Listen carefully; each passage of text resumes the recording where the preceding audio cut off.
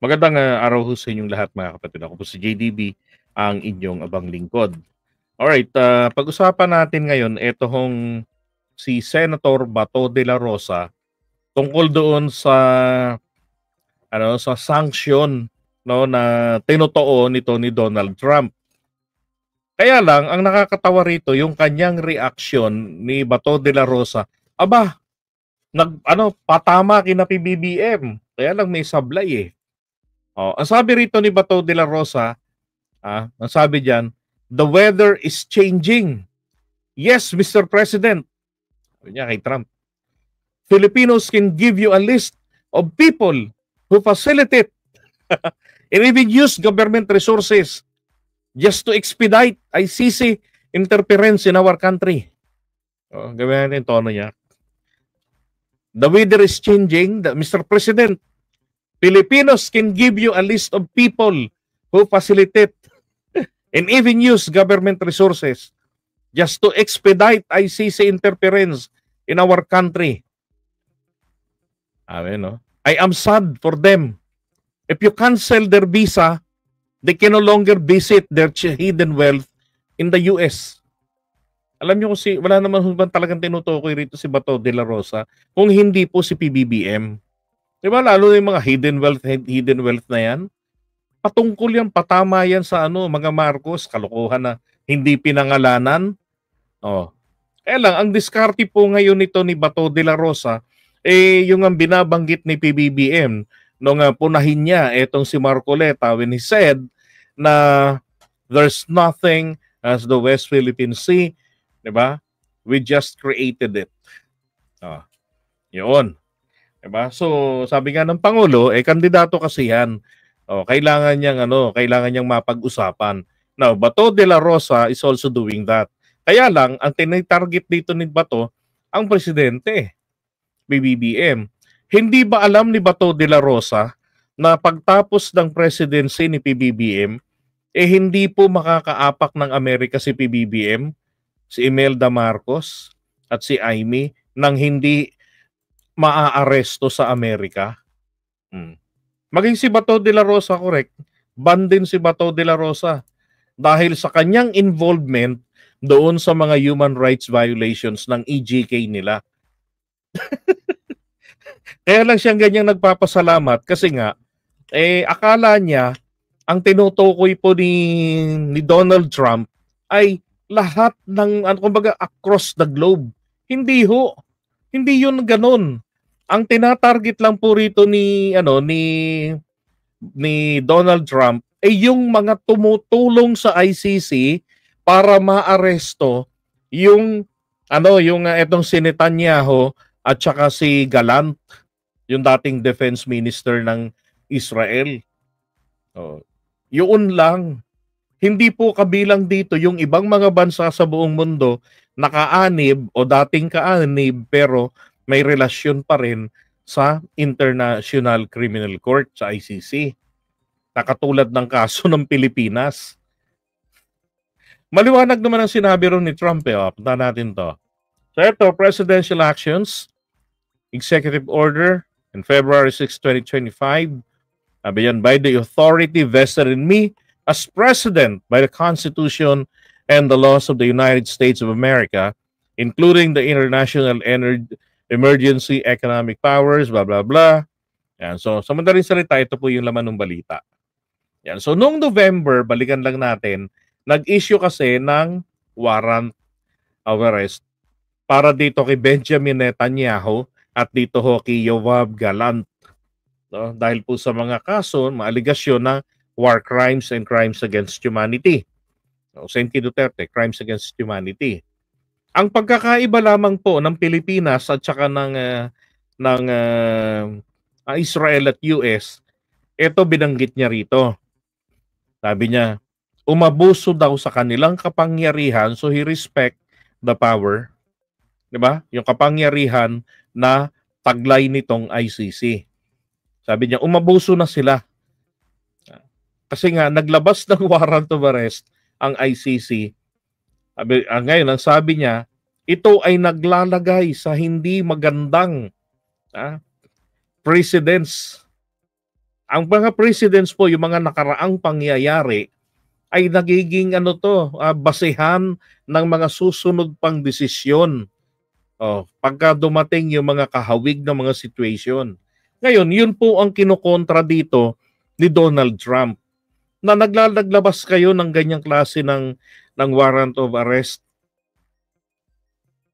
Sabi niya, inilalagay nyo kami sa alanganing posisyon.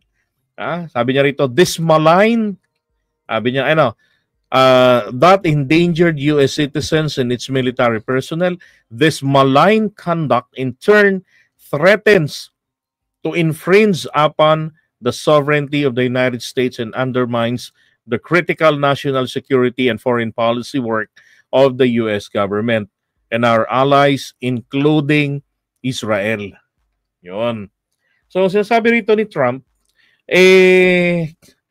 pinangihimasukan nyo na yung kakayanan namin na maggobyerno. Yung sovereignty, kakayanan, kapangyarihan na mamuno, mamahala. Sabi niya ng aming mga affairs. Na kung saan nagsasapanganib ng aming national security, nalagay sa critical na situation.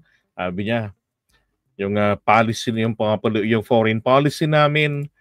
Sabi niya rito, nilinaw niya, wala ni isa sa Israel o maging sa United States of America ay miyembro ng ICC. Sabi niya,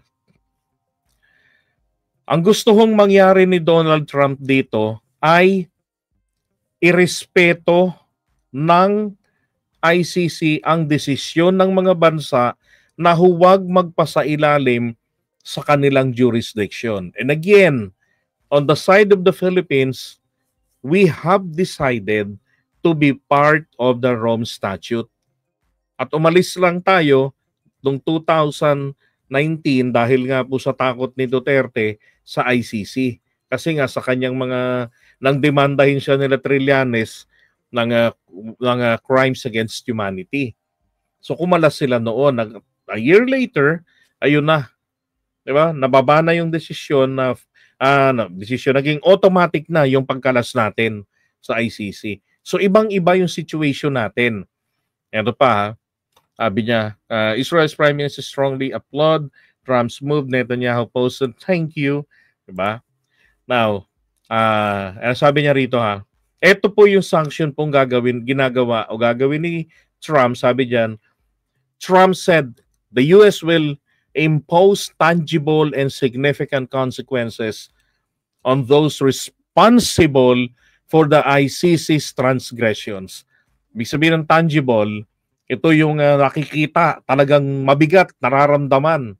Yan ho ang ibig sabihin niyan. Na consequences, kalakip, yung mga kumbaga yung kapalit ng ginagawa nila na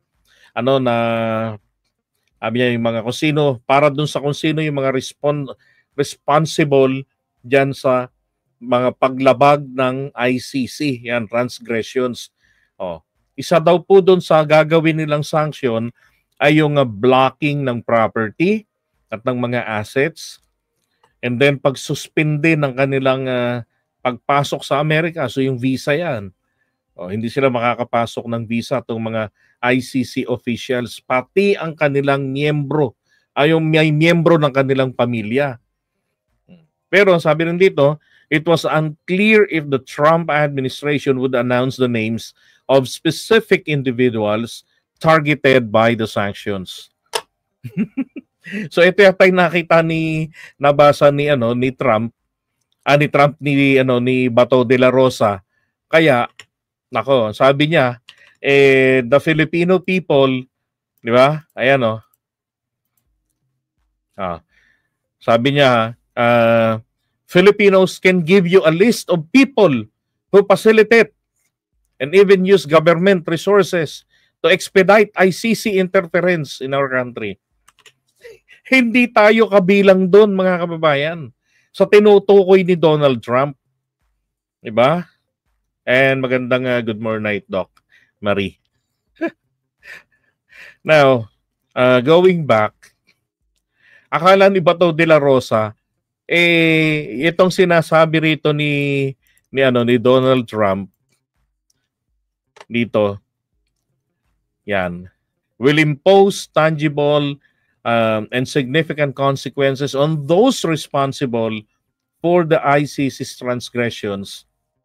Akala niya ho, ang tinutukoy diyan ay yung buong mundo na tumutulong o nakikipagkaibigan o may mga members ng ICC. Hindi po 'yan ang tinutukoy ni Donald Trump. Ang tinutukoy niya is specific na kung sino yung mga tao o kung sino mang baka may bansa pa diyan na tutulong sa ICC para maaresto etong si Netanyahu at saka etong si Gallant.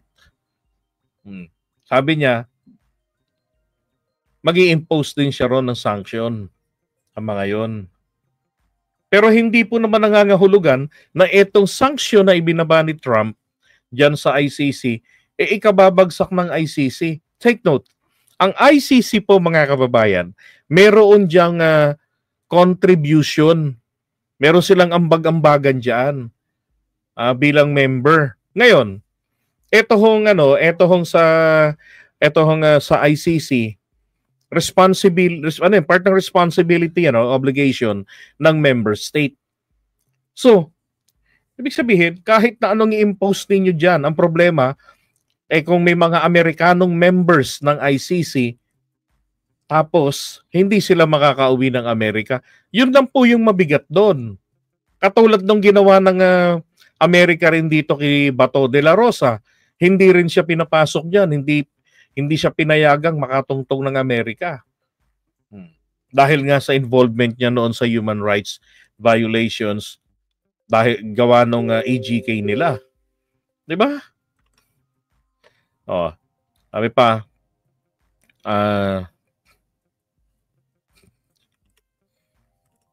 hindi na intindihan ni Bato de la Rosa, 'di ba? Ito, anong gagawin niya? Pinagmamalaki niya, kumpare niya si Trump. Bakit? Inaanak ba niya yung nanay ni Trump? Ay, di ba? Meron ba siyang ganitong picture? Di ba sinabi ko nga ho kanina, and this is a fact na si Imelda Marcos, si PBBM, Amy Marcos, etong mga administrator ng property sa tatay nila, hindi po sila makapasok dyan sa Amerika na hindi po naaaresto. However, presidente si PBBM, that is why meron po siyang full diplomatic immunity as a head of state. Kaya makakasama siyang makapasok dyan. At kung si Senator Amy naman ay makakasama bilang part ng presidential entourage, extended sa kanila yung diplomatic immunity. So hindi ho sila maaaresto. Kaya yung inangal-ngal ni Bato de la Rosa na kansilahin daw ng Amerika yung visa. Sabi nga ni Victoria, mahina ang comprehension ni Bato de la Rosa. Mukhang gano'n na nga, hindi ba, Ana? Sabi niya, mahina ang kokote ni Bato. So, yan ang sinasabi ko. Mag-i-elect tayo ng senador. Okay, nag-aral ng 4 na taon. 'Di ba? Nagtrabaho bilang pulis, naging general, naging chief of police. Ang tanong, yan ba ay magiging sapat na para tawag dito, magiging sapat ng basihan yan para ikaw ay maging isang magaling na senador? Hindi ho. Sabi ni Juan de la Cruz, sabi mo Israel lang, fake news ka. Ayan, malinaw, hindi lang Israel ang tinutukoy ng US. Saan dong malinaw na hindi lang Israel? Mismo nga sa ibang mga balita, pati rin sa mga speech na nauna pa ni Trump, ang tinutukoy po ni Trump ay yung magpa-facilitate doon, yung tumutulong sa kanila. Yan. Ang sinasabi niya dyan, the US will impose tangible and significant consequences on those responsible for the ICC's transgressions. Ano sa Tagalog ang transgressions? Paglabag. Ano ang nilalabag daw ng ICC?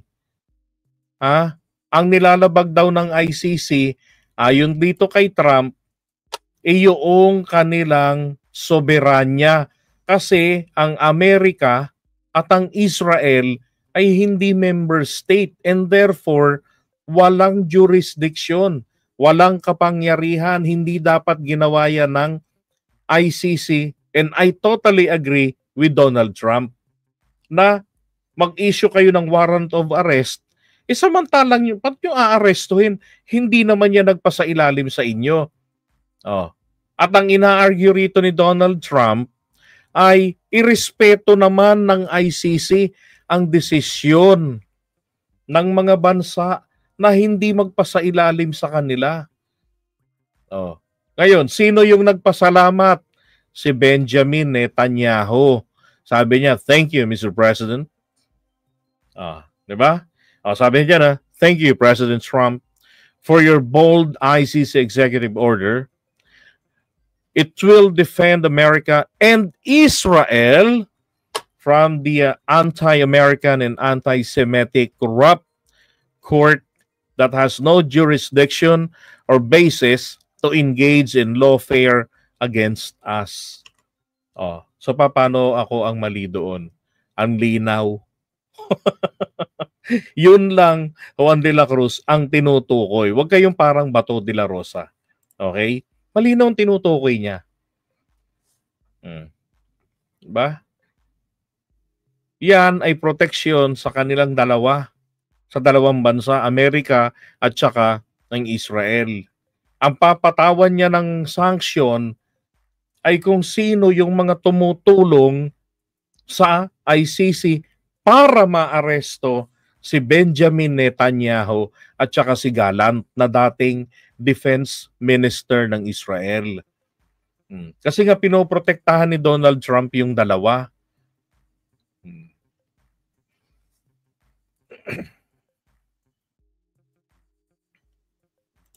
Sabi niya, it argued the ICC undermines the national security and foreign policy work of Washington and its allies. Kapag sinabi pong allies, yung mga hindi po kabilang dyan ng Pilipinas na kaalyado nila dahil hindi naman po yung tinutukoy rito na na tawag dyan yung makaka-apekto, kumbaga makakasabotahe sa ginagawa ng Amerika. Yan ang inaayawan ni Donald Trump, yung panghihimasok ng ICC dyan sa issue ng Israel, ng Hamas, yung giyera nila.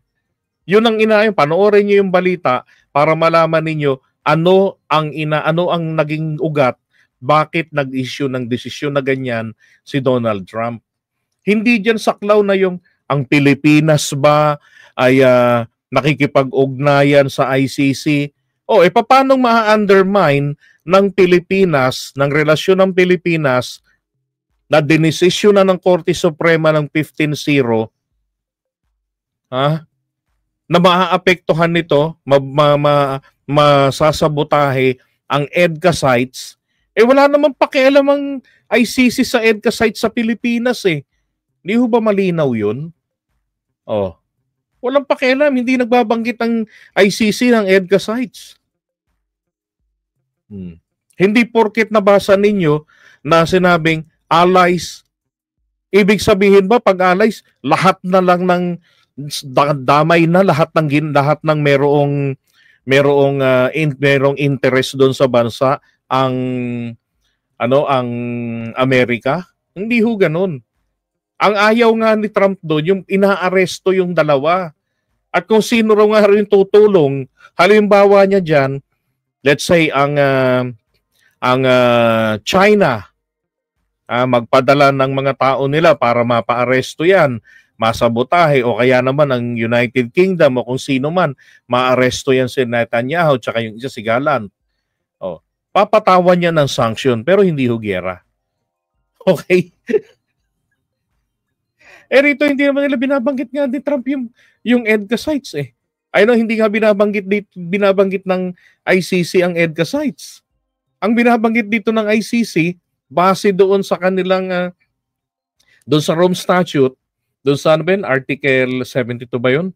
Ang nakalagay doon ay sa kanila, pinananatili ng ICC o ng Rome Statute ang kanilang jurisdiction kahit na nagpasabi na umakalas na ang isang member state. Oh. At kahit na malas na tayo sa kanila, ay pinananatili nila na magkaroon ng kapangyarihang mag-imbestiga pa rin doon sa mga insidente, yung 3 kaso, crimes against humanity, war crimes, and genocide. No. Magmula ron sa panahon na naging opisyal na miyembro ang isang estado hanggang sa ito ay kumalas na sa kanila. No. Yun ang sinasabi ron. Yun ang precondition ng Rome Statute na ng ating kabilang ni PBBM na niratipikahan nila yan nung 2011 at naging opisyal yan na effective November 1, 2011. Alam nila yan na kapag tayo kumalas, may jurisdiction pa sila, limitado na nga lang. Oh.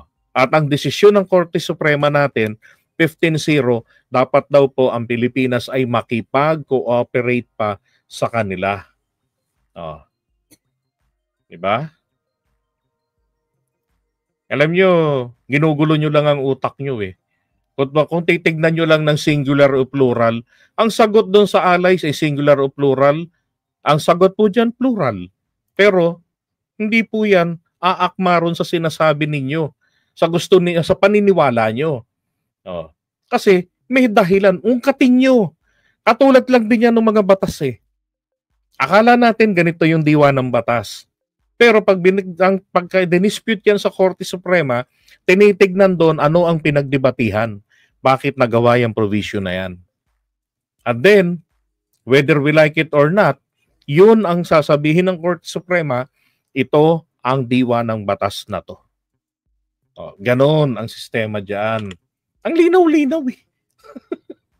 Na binabanggit niya rito, yung mga tao na may kinalaman doon sa transgression ng ICC, paglabag sa kanilang hindi lang mga tao, ibang mga entities din na may kinalaman.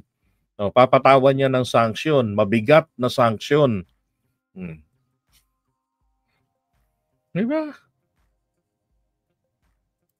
Dahil ang gusto niyang mangyari, irespeto. Oh. Ayan, irespeto yung desisyon. Nabasa niyo lang yung allies pangkalahatan na lahat. Dito wala namang activity rito ang Amerika sa Pilipinas na pinakikialaman ng ICC. Wala namang ganun. Siguro kapag ang Amerika pumatay ng mga DDS, ayun, makikialam sila. Babanat na naman ng ganyan. Arestuhin yung mga Amerikano, gaganon yung ICC. Wala namang ganun eh. Diba? Huwag nyo na lang guluhin yung isipan ninyo. Intindihin nyo na lang munang hanapin bakit nagdesisyon ng ganyan si Donald Trump. Okay?